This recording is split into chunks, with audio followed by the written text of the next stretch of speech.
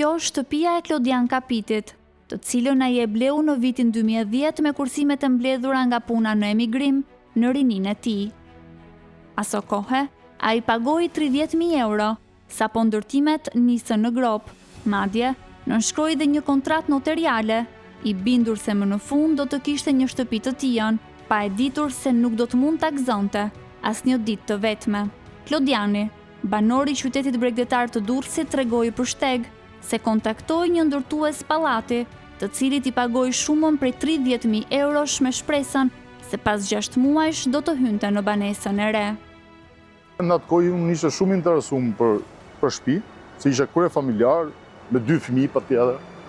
Edhe hyna vetë në diskutim, kemi ardhur, e kemi pa hyrjen në vend, më ka pëlqyer, dhe lam të nesme, këtu do bie të gjithë dokumentat, do paraqishim kjo noterje dhe të kryshim kontratën e shitblerjes. Kemi bërë gjithë procedurën e rregull në kontratë shitblerje ke noteri, kam paguar gjithë shumën në dorë. Por ditët për dorëzimin e çelësave po zgjateshin pafund dhe punimet në pallat u pezulluan derisa një ditë Klodiani përballet me realitetin e hidhur. Ai ishte viktimë e një skeme mashtrimi duke humbur të gjithë paratë e kursyera. Mëna 6 muaj do bëte dorëzimin e hyrjes.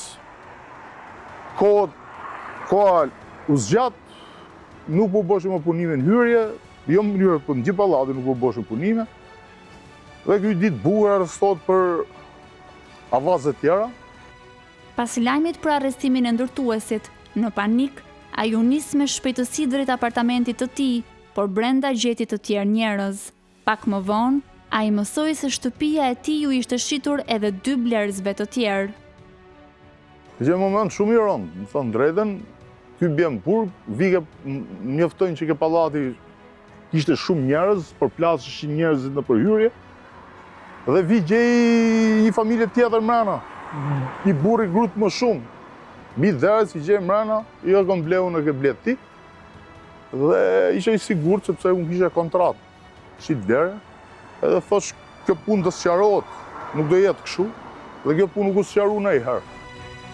Klodiani nuk ishte i vetmi që konstatoi se shtëpia e tij ju përkiste edhe njerëzve të tjerë.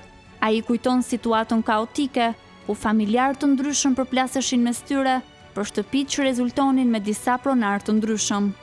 Do mbyllshin derën dhe rrishin mbrana në shtëpi, sepse situata ishte kaotike këtu.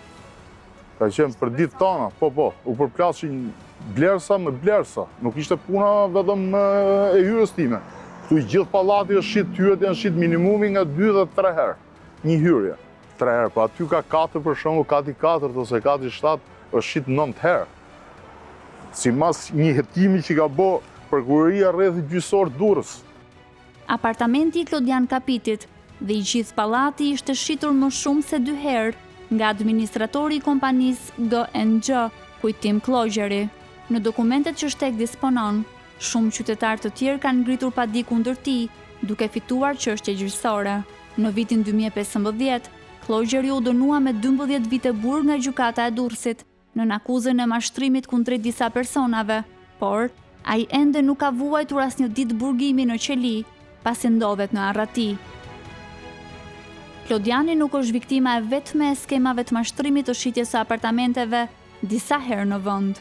Si Klodiani, blerësit e apartamenteve janë të detyruar të paguajnë deri në 90% të çmimit të apartamentit përpara se të nisin punimet.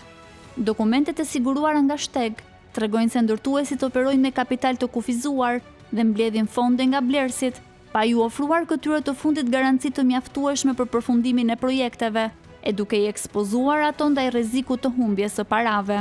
Për ekspertët ligjor, tashmë kjo skemë është një fenomen që vazhdon në kushtet e një amullie ligjore.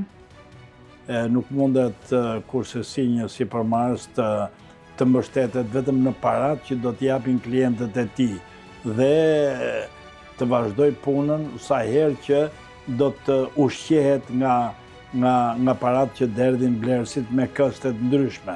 Në 3 dekadat e fundit, së bashku me bumin e ndërtimit, shqiptarët janë përballur dhe me problematikat e kontratave notariale, me të cilat fitojnë pasurit. Me një funksionim të dobët të organeve ligjzbatuese, në të gjithë vendin janë regjistruar me 10 raste kur apartamentet janë shitur 2 a më shumë herë, madje nga i njëjti noter. Unë jam në dieni që ka dhe raste kur noterët veçantë kanë bërë edhe kontrata porosie për të njëjtin apartament apo për të njëjtin pronë.